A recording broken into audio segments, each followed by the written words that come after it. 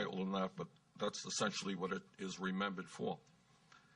And what welfare reform did, in my view, was to go after some of the weakest and most vulnerable people in this country. And during that period, I spoke out against so-called welfare reform because I thought it was scapegoating people who were helpless, people who were very, very vulnerable. Secretary Clinton at that time had a very different position on welfare reform, strongly supported it, and worked hard to round up votes for its passage. And what that legislation was about was how we as a government treat the most vulnerable people in this country. I happen to believe we need welfare reform. But the goal of welfare reform is to get people to stand on their own 2 feet, to help them get jobs and the job training they need, to help them get the child care they need so they can go off to work, to help them get the health care that they need, not to punish the most vulnerable people in this country. Now, what happened as a result of that so-called welfare reform bill? Well, since that legislation was signed into law, the number of families living in extreme poverty has more than doubled from 636,000 to 1.6 million.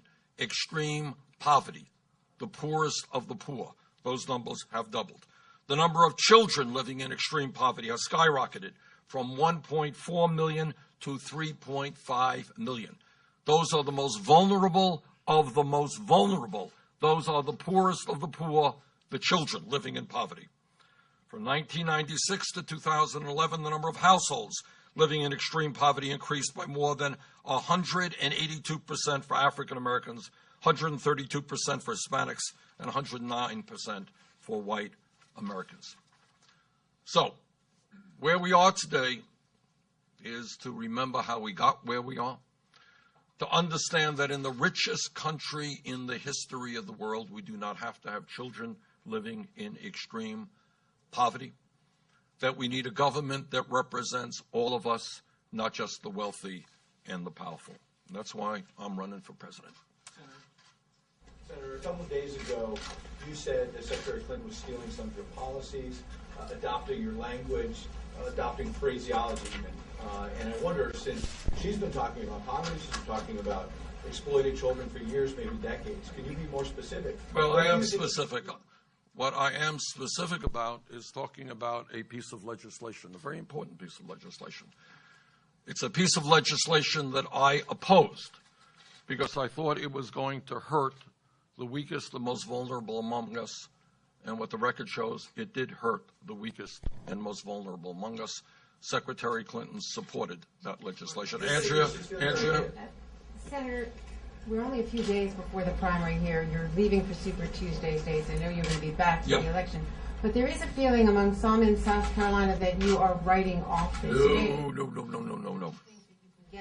No, let me just say, and I say that with these two guys by my side, and I thank them so much for their support. And I think media does this a whole lot, Andrea. We came to South Carolina, and if you look at the polls, we were like 7, 8, 9% in the polls. We were 50, 60, 70 points behind. We have waged a very, very vigorous campaign. We have picked up a lot of support, and we have closed the gap very, very significantly. But this, from day one, was going to be a very difficult state for us. We're not writing off South Carolina. Now, you all know that on March 1st, there are a dozen states that are holding elections.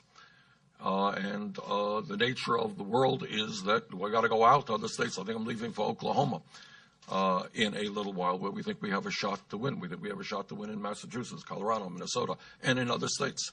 In my own state, I think we're 80% in the polls, so I think we're going to win there as well. But we are fighting here in South Carolina as hard as we can, but within the context. You know, I think Secretary Clinton was in California the other day. Doesn't mean she's writing off the state. That's the real world that we're living in. Now, let me just say something else. I hear this all the time. I was asked a funny story. And mostly I want to stay on poverty today. I know, see, this is, we got off on this. When I was in Iowa, there was some bad poll came out. I was 40 points behind something. Well, if you lose Iowa, you're going to drop out of the race. So let me remind my friends in the media. Iowa is one state. New Hampshire is another state. Nevada is another state. Great state of South Carolina is another state. And you know what? There are dozens and dozens and dozens of states that follow. In some of those states, I expect we're going to do very well and win, maybe by large amounts.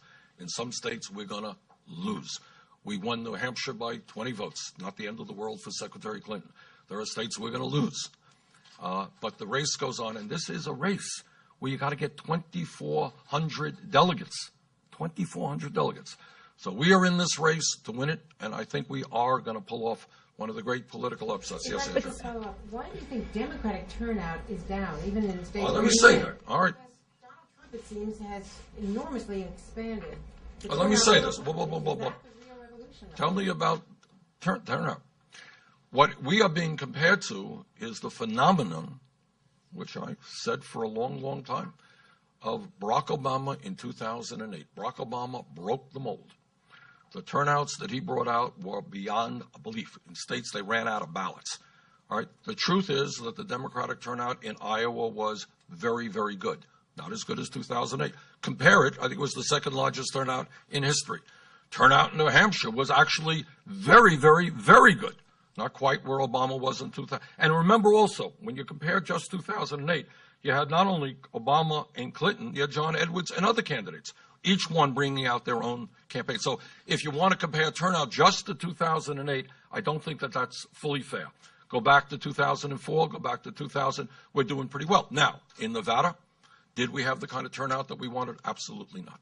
Yes, Nancy, one at a time. Senator Sanders, you often say that you want to create the kind of political revolution that President Obama couldn't. Is the fact that turnout is lower a sign that that revolution isn't happening? No, it's a sign that Barack Obama ran an unprecedented, brilliant campaign in 2008. Unprecedented and brilliant campaign, one of the great campaigns, if not the greatest campaign in the history of the United States of America, period. Now, we started off, in a lot different position than Barack Obama did. We started off at 3% in the polls nationally. And by the way, not that we want to get hung up on polls which go up and down or right or wrong, but that extraordinary news organization, Fox, what was the last poll you had? Which one, sir? Last one you had was Sanders actually leading. There was another poll that had me a little bit. See, I think Fox is, there it is, brilliant. You answered my question. There you go. One second. All right, but my point is, this is my point. Look, if you want to compare our campaign to Barack Obama ran a brilliant campaign. I think we're doing really well. I think we have come a long, long way. When we are now in the lead in some national polls, when we were 50 points behind, and when not one person in this room thought we were a serious candidate back then, I think we have made real progress. But I'm the first to admit Obama ran an unbelievable campaign in 2008. Maybe we can't run as extraordinary campaign, but we are doing very, very well. Yes. Senator Sanders, yes. But there are a number of people right now who say the math just doesn't add up for you looking forward. How do you think you can win this nomination? By getting more delegates. You ready for this one? The answer is by getting more delegates than my opponent. Now, I'm pretty good at arithmetic, and I can add, all right? On Super Tuesday, they're going to be, what is it, who knows the answer, about 1,000? 880. You know what? We're going to win a lot of them. How many? What's your prediction? Well, I think we're going to win 398 and 44. How do I know? That's what. What's your prediction? prediction? You see, this is, let me get back. Sometimes I have been known to be critical of the media, right? Once or twice. Here we are talking about children in South Carolina and in America, in the wealthiest country in the world who have nothing. And you're asking me to predict to you how many votes I'm going to get in 12 states. You know what? I don't know. Nor do you, nor does anybody else. I will tell you the answer to that on Wednesday. How's that? Yes, ma'am, right in the back there. Yes. You've said that investigations of police killings should be handed over to the Justice Department, and they've begun a pilot program where they can track officer-involved deaths, something that was previously only being done by media outlets like The Guardian. But such information remains voluntary. Do you think that police departments should be mandated to report Yes. to the federal government when they kill Americans? And Well, do you support pending legislation? let's rephrase it. When you've made a judgment, they kill. But when individuals die under police apprehension or police custody, should that be mandatory? Yes. I do believe that. Support pending legislation? Pardon me? Would you support legislation? Yes. Yeah. Okay. Yeah. In the that this math does not eventually add up for you, and you do continue to... And your concern is about poverty in South Carolina. Was that your question? Is that where you're going? I'm going to follow up with a poverty question, but first I just want to say, well, and you could answer it this way. What would your priorities be? You're going to have significant delegate support walking into the Democratic convention. My priorities are to win the Democratic to nominate Bernie Sanders as president. You know, look. Let me rephrase it again, okay? When we began this campaign, essentially, it was almost believed by most that Secretary Clinton was the inevitable candidate. She is not the inevitable candidate now. I think we've got a real shot to win it. And what I would ask of the media is not to look at it state by state. You know, we're going to win some states. We're going to lose some states. It is necessary to get 2,400 delegates. We're going to have good days. We're going to have bad days. Secretary Clinton will have good days and bad days.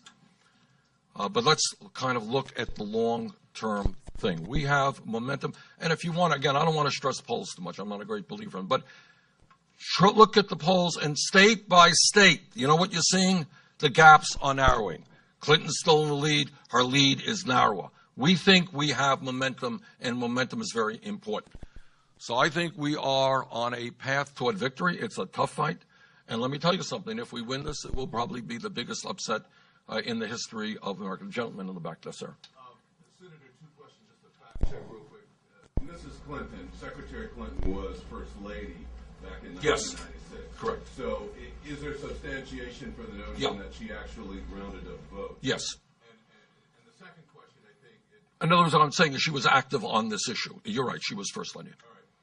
And to this issue of economics in South Carolina, just sort of directly, that this has come up many times, but could you just sort of directly address your view of racism as a byproduct of economics, or do you see racism as an issue that's cultural and needs to be dealt with in a culture? Well, let me talk about South Carolina and just say one thing. I'm on the committee that wrote the Affordable Care Act. Okay.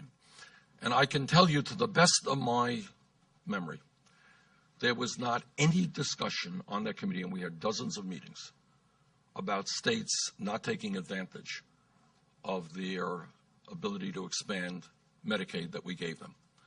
And it was shocking to me, not just in South Carolina, but other states. How many folks, hundreds of thousands of people now, who could get health care, who are not getting health care in South Carolina simply because of ideological reasons. They are black and they are white, who are not getting health care. Some of them will certainly die and be much sicker than they would have been. And let me just answer your question by saying this. I know I always get nervous because I date myself when saying this. I was there at the March on Washington in 1963 with Dr. King. And do you remember what the full title of that march was? It was called the March for Jobs and Freedom. Jobs and freedom. In other words, what Dr. King understood is that to be fully human, you had to have a decent income. You had to have employment. Not to mention that we have to break down the barriers of racism and bigotry, both. All right. Thank you all so much. Thank you.